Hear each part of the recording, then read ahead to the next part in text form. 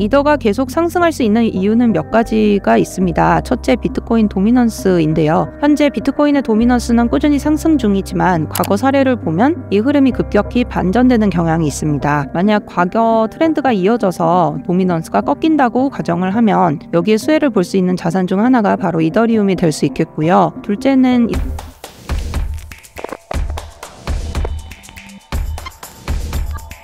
안녕하세요. 코빗 인사이트의 최윤영입니다. 최근 이더의 상승세가 만만치 않습니다. 사실 지금까지 이더 부진에 대해서는 많은 이야기들이 있었는데요. 그 중에서도 이더리움 재단의 문제점도 이더 부진의 원인으로 지목되곤 했습니다. 그런데 최근 이더리움 재단이 변화를 예고하면서 앞으로 이더에 어떤 영향을 미칠 수 있을지에 관심이 높아지고 있는데요. 오늘은 이더리움 재단의 변화에 대해서 말씀드리도록 하겠습니다.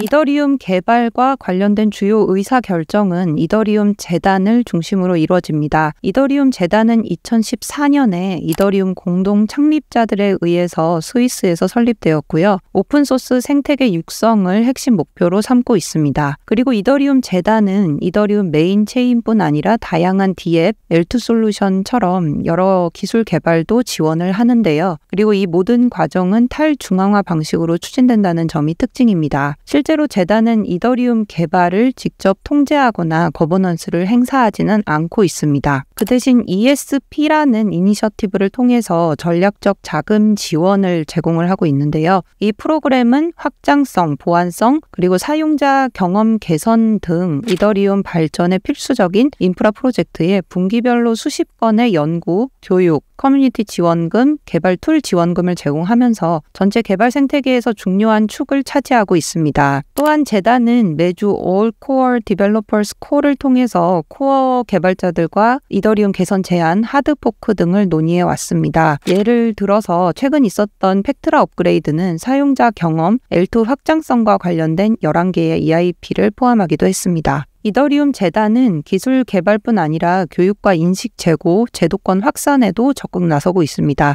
공식 웹사이트를 통해서 사용자 온보딩과 기술 이해를 돕는 자료를 제공하는 한편 기업, 기관, 정책 입안자들과의 교류를 통해서 이더리움 기술의 오프체인 확산을 도모하고 있습니다. 이더리얼라이즈라는 마케팅 조직을 통해서 월스트리트 등 제도권 채택을 유도하기도 하고 뎁콘을 비롯한 워크숍 그리고 펠로우십 프로그램을 통해서 글로벌 커뮤니티 간 협업과 인재 유입도 활발히 추진을 하고 있습니다.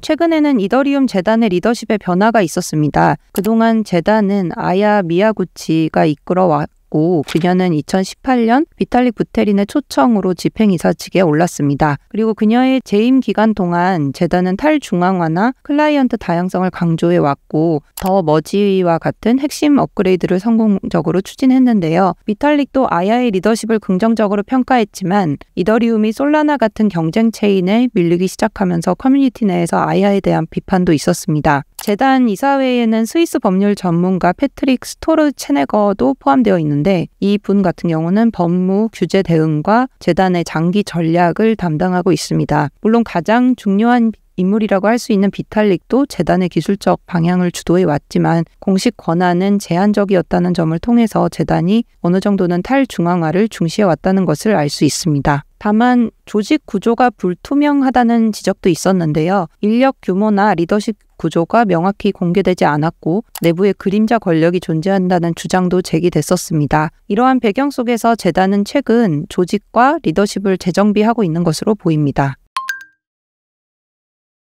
올해 1월에 비탈릭 부테린은 이더리움 재단의 리더십 개편을 발표했습니다. 기술 전문성을 강화하고 개발자들과의 소통을 개선하기 위한 조치였지만 당시 재단의 운영과 인사에 대한 불만이 커졌던 시점 직후에 나오게 된 조치인데요. 특히 일부 커뮤니티에서는 아야 미야구치에 대해서 사퇴의 압박을 가했고 심지어 협박과 위협까지 이어지자 비탈릭은 이를 강하게 비판했습니다. 그는 재단 리더 임명에 대한 권한이 자신에게 있고 이는 탈중앙화는 무관하다고 밝히기도 했습니다. 한편 커뮤니티에서는 더 머지의 핵심 인물인 데니 라이언을 새 리더로 지지하자는 목소리가 커졌고 비공식 투표에서도 99.98%가 찬성하기도 했는데요. 그러나 내부 갈등은 리더 가격 하락과 활동 이축으로 이어졌다는 분석이 있고 일부 개발자는 탈중앙화 가치 훼손을 이유로 프로젝트를 떠나기도 했습니다. 3월에 데니 라이언 같은 경우는 이더리움을 기관에 마케팅하는 아까 말씀드렸던 이더리얼라이즈의 공동 창업자로 합류를 했고요. 같은 날 재단은 공동 집행이사 체제로 전환을 발표했습니다. 새 리더는 왕 샤오웨이와 토마시 스타니작이고요. 이후 재단은 이사회와 집행부, 그러니까 경영진의 역할을 분리하고 전략 실행에 적합한 구조로 재정비를 했습니다. 이사회에는 비탈릭, 아야, 그리고 패트릭, 샤오웨이 등 기존 핵심 인물이 남아 있었지만 공동 집행이사인 토마시는 이사회에 포함되지 않아서 눈길을 끌기도 했습니다. 최근 이런 리더십 개편으로 비탈릭과 아야의 역할이 크게 달라졌는데요. 아야 미야구치는 이더리움 재단의 신임 회장으로 임명되었고 재단의 비전 총괄과 외부 파트너십을 담당하게 됩니다. 비탈릭은 일상적인 운영에서 물러나서 기술적, 지적 리더십에 집중을 하고 이더리움의 장기적 방향성과 연구에 더욱 힘쓸 예정이라고 하는데요. 두 사람의 역할이 다소 모호하게 설정된 것은 의도된 것이라는 소리가 있고 상징성과 영향력을 유지하되 실질 운영은 재단 전체로 분산시키려는 구조다라는 분석도 많이 나와 있습니다. 한편 이더리움은 5월 팩트라 업그레이드를 메인넷에 적용을 했습니다. 11개의 EIP가 포함된 이 업그레이드는 스마트 지갑 기능 개선, 안전한 스마트 컨트랙트, 스테이킹 환경 향상 등 사용자 경험 측면에서 진전을 이뤘습니다. 이후 올해 말에는 푸사카, 내년 하반기에는 글램스테르담이라는 업그레이드가 예정되어 있습니다. 푸사카는 확장성, 글램스테르담은 속도, 수수료 개선에 중점을 두고요. 이더리움 네트워크의 핵심 성능을 높이기 위한 것임을 알 수 있습니다.